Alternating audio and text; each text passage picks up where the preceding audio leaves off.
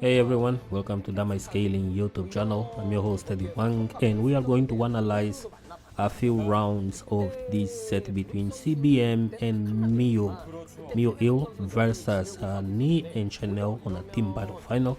It's a match that I found out to be really super interesting, and I wanted to make a breakdown of a few rounds that I think it can be broke down to what they were thinking, what was the main strategy, and how you can approach this as yourself when you are fighting people online, offline, whatever, in order to make you a better player. Because I think this was such a high display of high level Tekken that I really wanted to make a breakdown of the few rounds that I found out to be key in this match. So in this very first match, they start the game by feeling each other, and CBM does a forward 4 into Zen and tries to follow up with something, but Need does a down forward 1 and beats out that.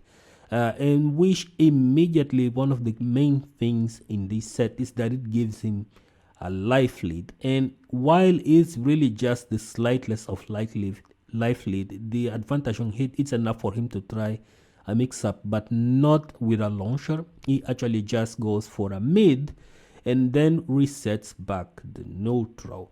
So this is where Ni starts to control the match because he now has the life lead, and CBM has to attack more.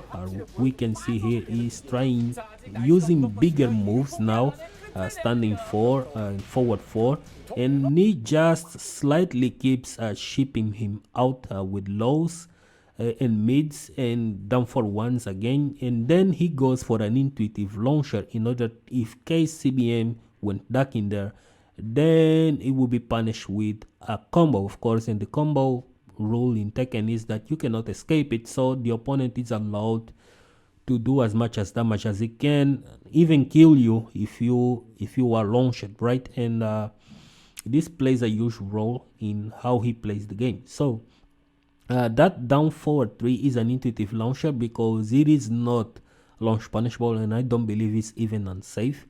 So it tries that in that situation where he thinks that CBM might actually duck, but he doesn't.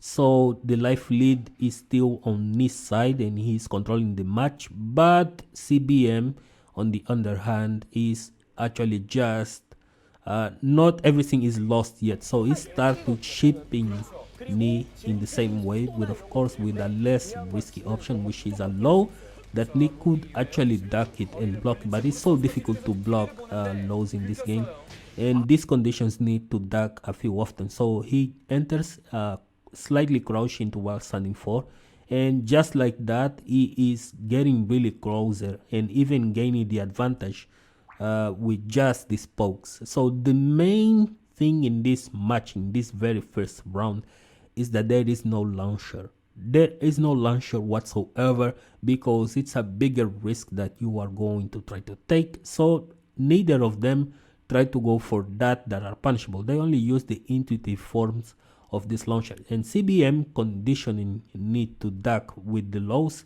Now he tends to hit forward for a little bit more and enter in the advantage, as you guys can see.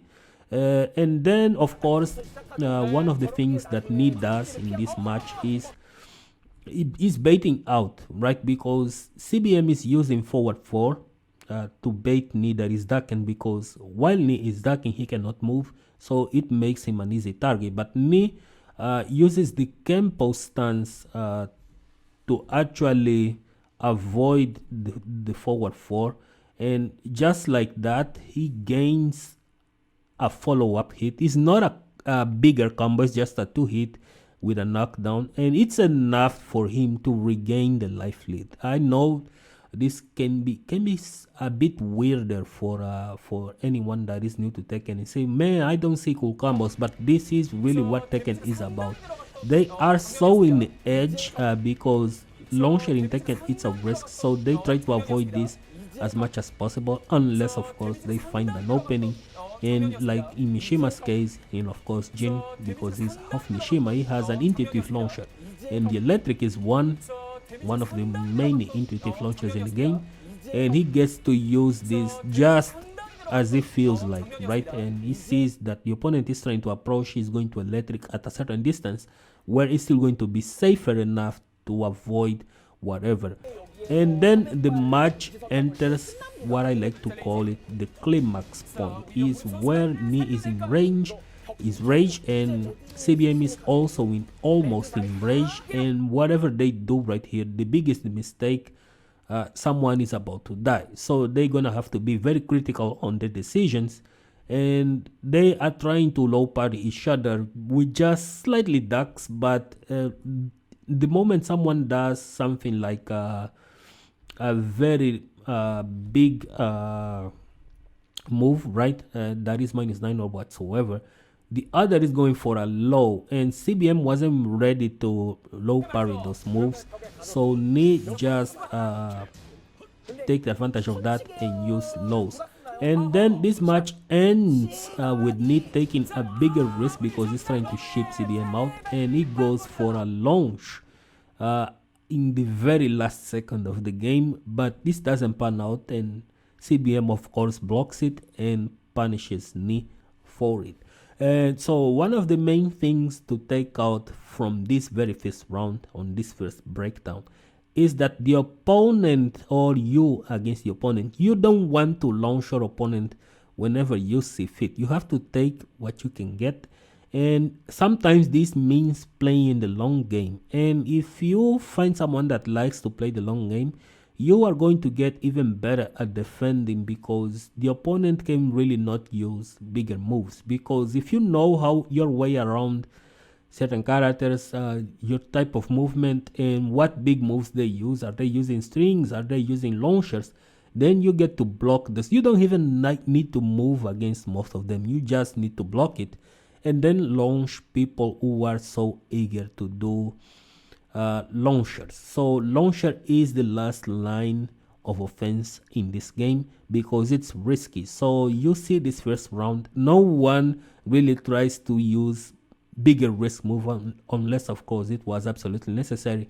Ni in the end didn't have anything to lose, so he just ducked into a launch, and if you ducked along with him, then it would pay out.